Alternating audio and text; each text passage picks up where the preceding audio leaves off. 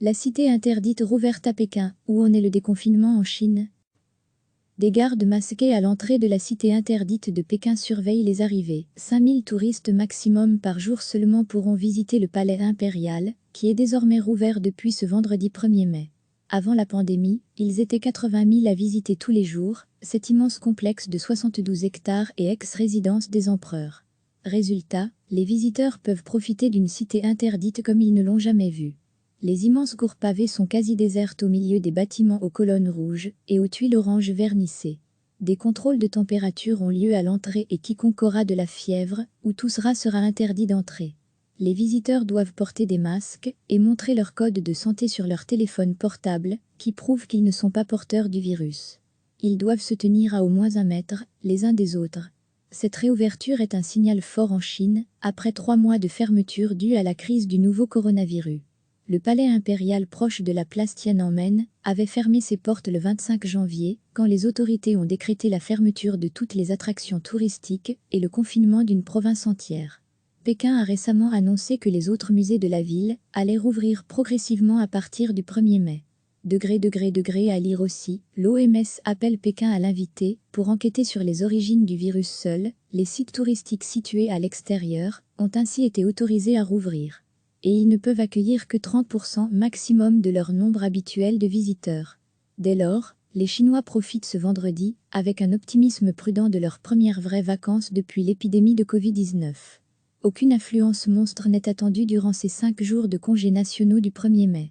Ces vacances devraient néanmoins générer une hausse inédite du tourisme depuis l'explosion de la crise sanitaire fin janvier, notamment grâce au fort affaiblissement de l'épidémie et à la levée des restrictions aux déplacements. Pour la plupart des Chinois, les vacances se résumeront toutefois à de courtes visites ou excursions près de leur domicile, peur du virus oblige. La Chine a déjà repris le travail, rouvert de nombreuses écoles et levé la plupart des restrictions aux déplacements. Sans rebond de l'épidémie pour l'instant, aucun nouveau mort n'a été recensé depuis mi-avril.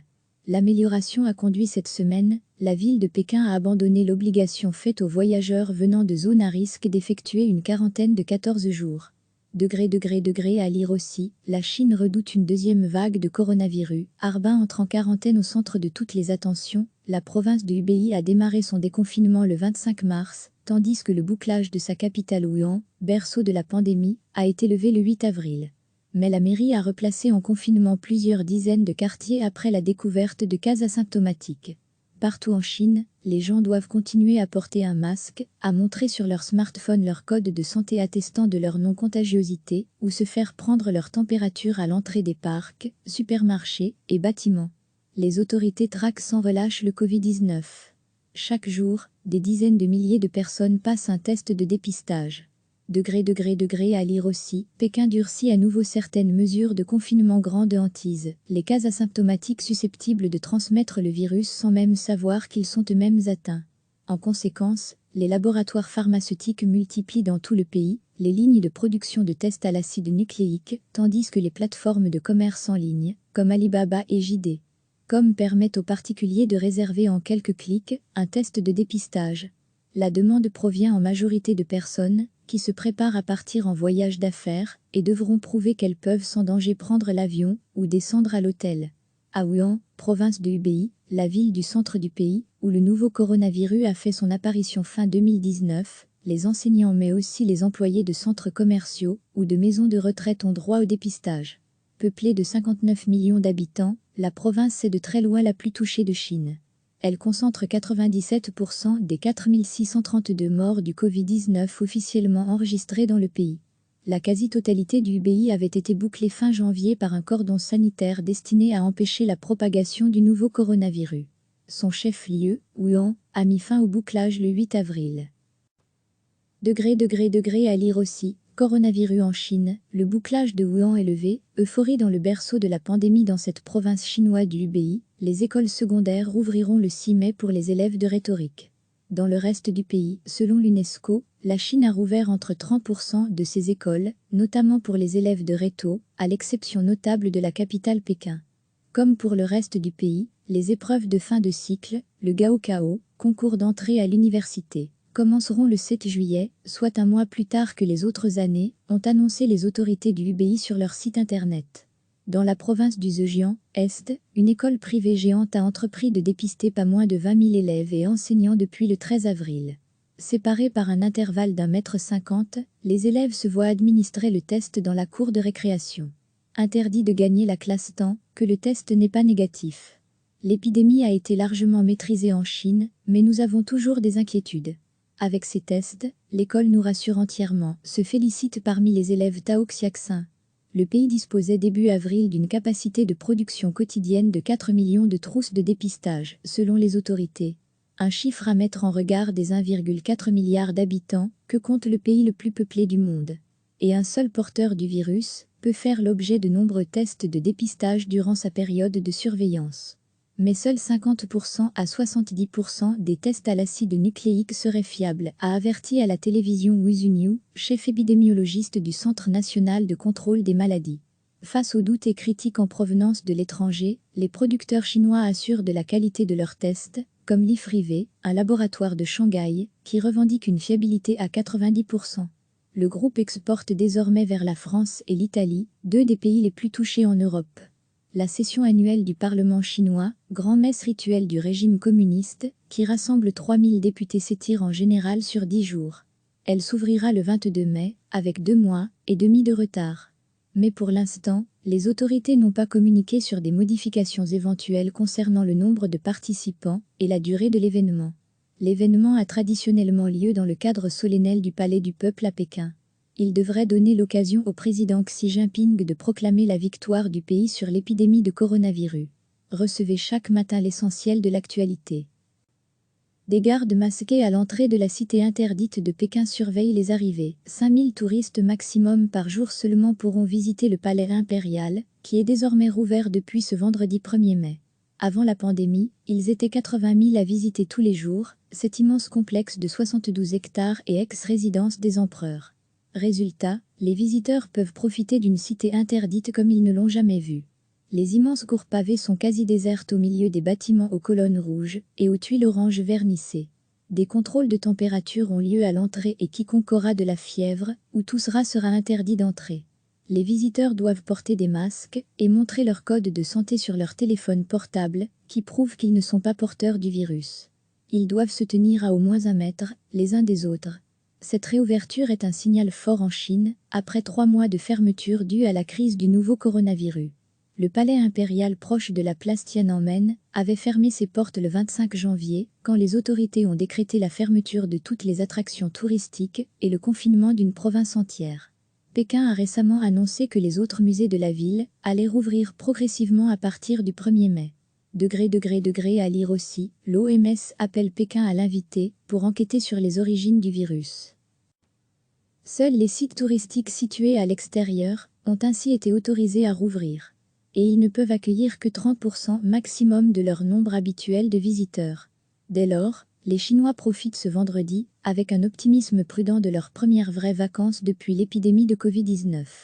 Aucune affluence monstre n'est attendue durant ces 5 jours de congés nationaux du 1er mai.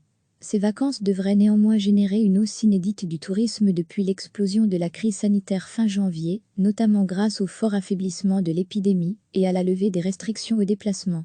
Pour la plupart des Chinois, les vacances se résumeront toutefois à de courtes visites ou excursions près de leur domicile, peur du virus oblige. La Chine a déjà repris le travail, rouvert de nombreuses écoles et levé la plupart des restrictions aux déplacements. Sans rebond de l'épidémie pour l'instant, aucun nouveau mort n'a été recensé depuis mi-avril. L'amélioration a conduit cette semaine, la ville de Pékin à abandonner l'obligation faite aux voyageurs venant de zones à risque d'effectuer une quarantaine de 14 jours.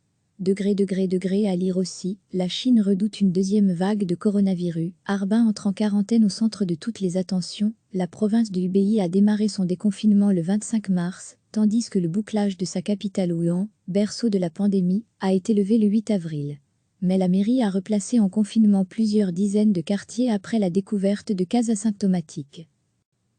Partout en Chine, les gens doivent continuer à porter un masque, à montrer sur leur smartphone leur code de santé attestant de leur non-contagiosité ou se faire prendre leur température à l'entrée des parcs, supermarchés et bâtiments. Les autorités traquent sans relâche le Covid-19. Chaque jour, des dizaines de milliers de personnes passent un test de dépistage. À lire aussi, Pékin durcit à nouveau certaines mesures de confinement grande hantise, les cas asymptomatiques susceptibles de transmettre le virus sans même savoir qu'ils sont eux-mêmes atteints. En conséquence, les laboratoires pharmaceutiques multiplient dans tout le pays les lignes de production de tests à l'acide nucléique, tandis que les plateformes de commerce en ligne, comme Alibaba et JD.com, permettent aux particuliers de réserver en quelques clics un test de dépistage. La demande provient en majorité de personnes qui se préparent à partir en voyage d'affaires et devront prouver qu'elles peuvent sans danger prendre l'avion ou descendre à l'hôtel.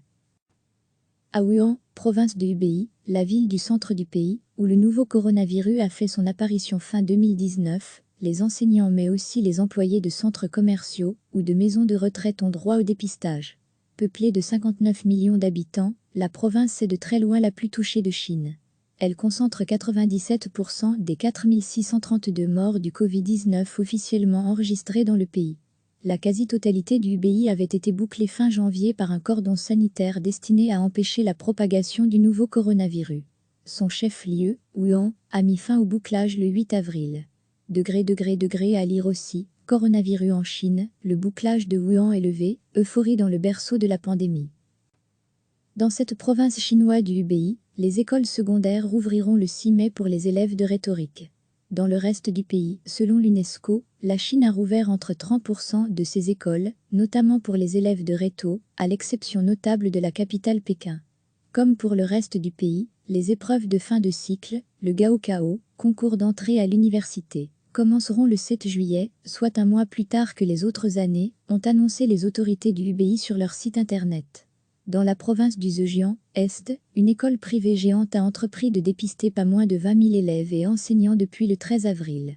Séparés par un intervalle d'1,50 m, les élèves se voient administrer le test dans la cour de récréation. Interdit de gagner la classe tant que le test n'est pas négatif. L'épidémie a été largement maîtrisée en Chine, mais nous avons toujours des inquiétudes. Avec ces tests, l'école nous rassure entièrement, se félicite parmi les élèves Tao Xiaxin.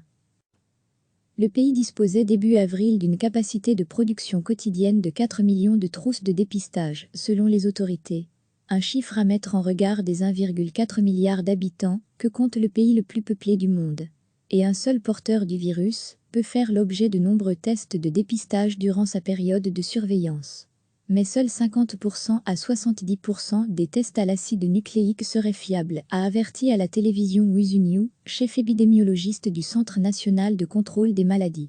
Face aux doutes et critiques en provenance de l'étranger, les producteurs chinois assurent de la qualité de leurs tests, comme l'IFRIVE, un laboratoire de Shanghai, qui revendique une fiabilité à 90%. Le groupe exporte désormais vers la France et l'Italie, deux des pays les plus touchés en Europe. La session annuelle du Parlement chinois, grand-messe rituelle du régime communiste, qui rassemble 3000 députés, s'étire en général sur 10 jours. Elle s'ouvrira le 22 mai, avec 2 mois et demi de retard. Mais pour l'instant, les autorités n'ont pas communiqué sur des modifications éventuelles concernant le nombre de participants et la durée de l'événement. L'événement a traditionnellement lieu dans le cadre solennel du Palais du Peuple à Pékin. Il devrait donner l'occasion au président Xi Jinping de proclamer la victoire du pays sur l'épidémie de coronavirus. Cliquez sur s'abonner pour recevoir les dernières nouvelles.